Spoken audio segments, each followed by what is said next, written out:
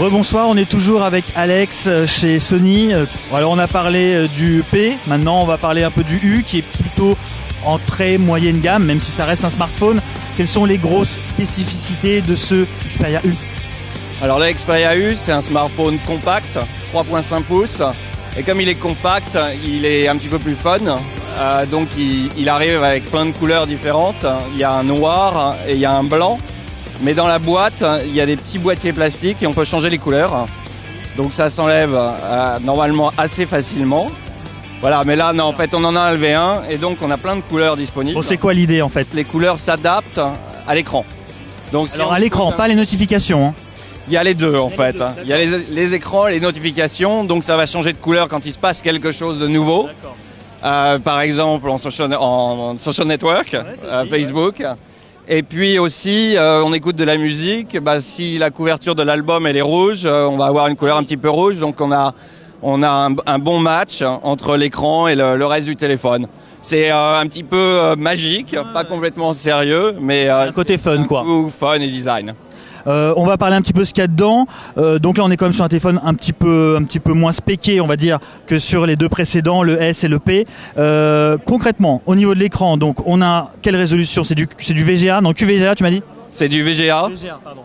C'est du Wide VGA. Wide VGA sur un 3,5 pouces. 3,5 pouces. On utilise quand même la technologie Mobile Bravia Engine, donc on a une bonne luminosité. Mais évidemment on n'a pas la même exigence qu'on a sur les très haut de gamme, donc on n'est pas en HD. Mais c'est toujours un bon écran. D'accord. Ouais, c'est un bon écran. Bon, VGA, c'est vrai que c'est une résolution qu'on voit de moins en moins quand même sur des téléphones de cette cible, on va dire. C'est un peu plus rare.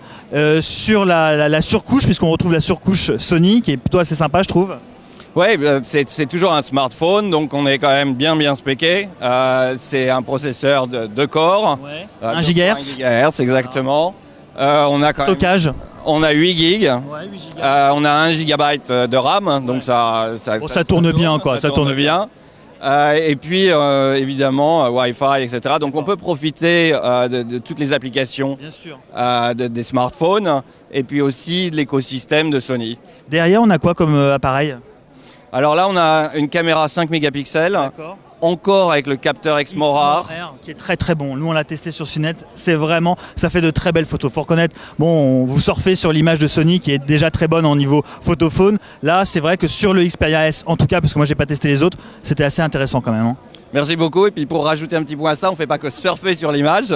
C'est-à-dire qu'on achète tous nos composants photos aux usines Sony. C'est quelque chose qu'on fabrique nous-mêmes. D'accord. Dernière précision, ce qui est important pour ce téléphone qui est plutôt budget, est-ce qu'on a quand même une idée sur le prix? Alors ça dépend des opérateurs bien sûr. En U déjà ça donne une idée. En U à peu près $350. Mais dernière précision, ça tourne sur quoi ça? ICS? Non. C'est du Gingerbread? C'est du Gingerbread, par contre les updates arrivent très rapidement. On a à peu près une idée, la date de déploiement d'ICS? Oui, on est déjà en train de le déployer chez nous, donc on le teste et dès qu'on est prêt sur les opérateurs, ça va prendre moins de 2 mois je pense. Donc la dispo? La dispo, on lance mi-Q2. Mi-Q2 ça fait quoi ça? Alors mi-Q2 ça fait mi-mai. Ouais. Voilà, exactement. A priori sous ICS alors? Donc non, Gingerbread et... Assez peu de temps après, on sera sur Ice Cream Sandwich. Merci, c'est la bonne selfie. Au revoir.